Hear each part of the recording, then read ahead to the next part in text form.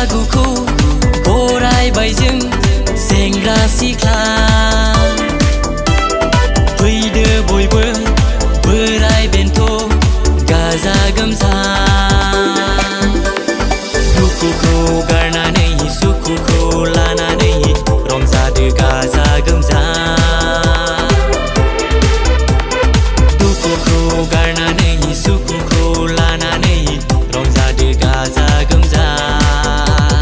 लोगोसे लाफादो खाम सिफुं लोगोसे लाफादो खाम सिफुं